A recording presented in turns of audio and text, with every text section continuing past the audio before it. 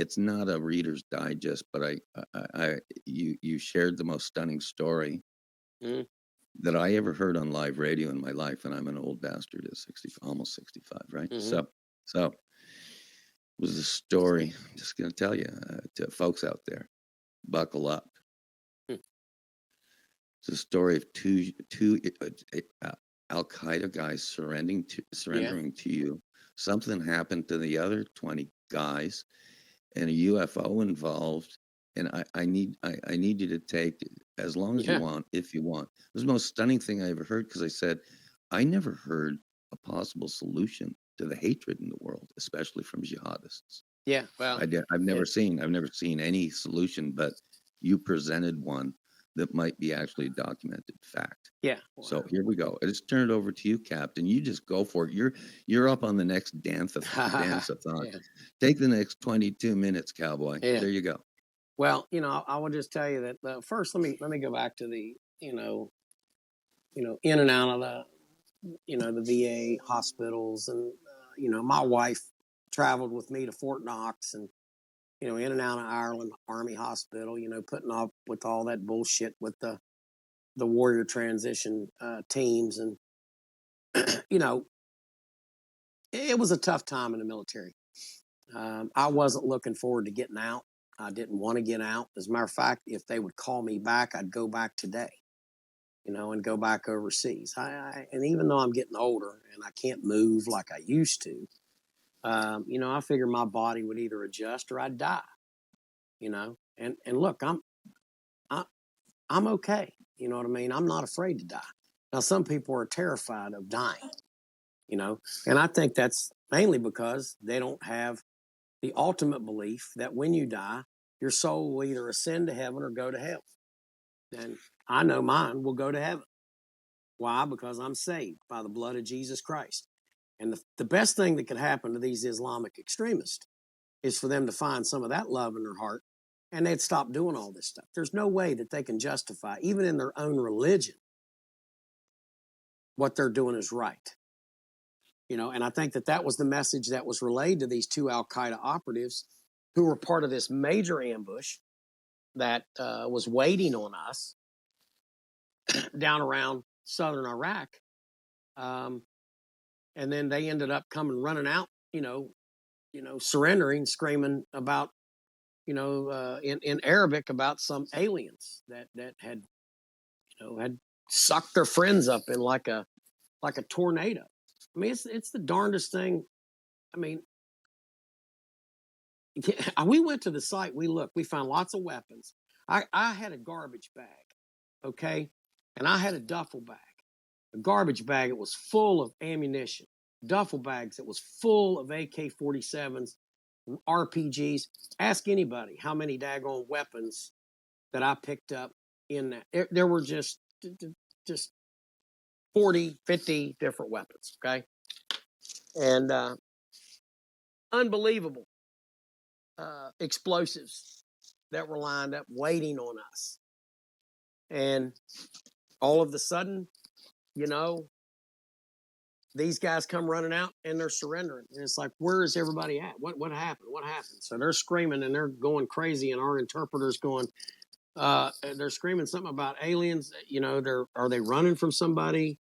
And then when we got them, we found out that they were hardcore guys, man. I mean, these were killers.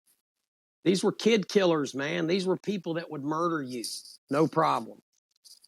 And as we got into the discussion and the interrogation piece of this, what they explained had happened is that they were approached by these two orbs, and they were like silver in color and gray in color, and that they had just basically came in, and all of a sudden it was like a windstorm, and it was like a tornado had sucked up. They were just totally sucked up in this tornado. They just disappeared, And these guys were hiding in and around a place called the Ziggurat in southern Iraq. And they said that this thing came down and spoke to them and said that they had to give up. They had to stop what they're doing because they're not going to go to paradise. You see, these guys weren't afraid to die. They were not afraid to die. But they were afraid to die and go to hell. Now, like it or not, you know, most people that study Islam believe in they call it paradise, we call it heaven.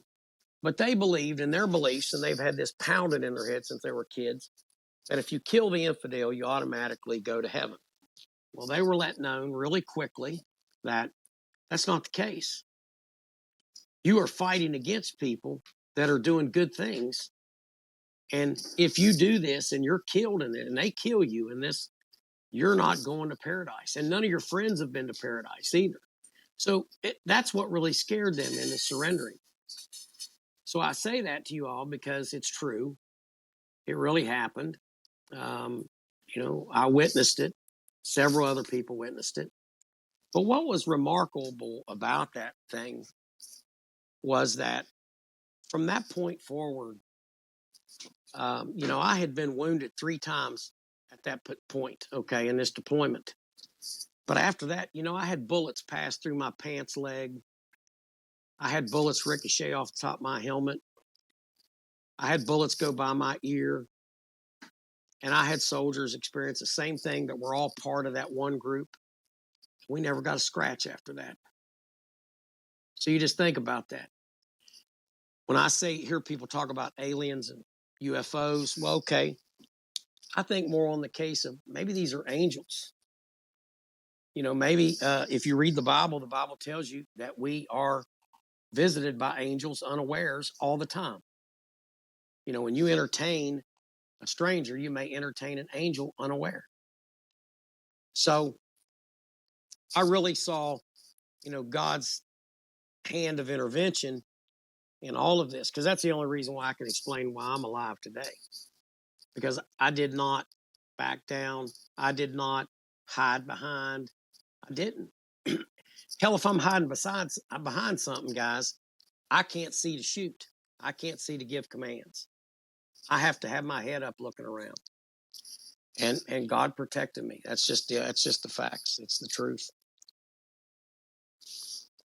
Losing my voice though, buddy. I'm about done here. James, and parachute out anytime you want. This has been incredible. Seriously. If Val, I just gonna turn it to Val here a little bit. She's just been incredible. But anytime you want to parachute out, that's great. But if you want, before you sign off, please tell people about where they can find you and continue mission a little bit if you got that left. Sure. And then we'll retool our dance floor here. Yeah. Right. Yeah. Set up my governor's campaign for Alberta.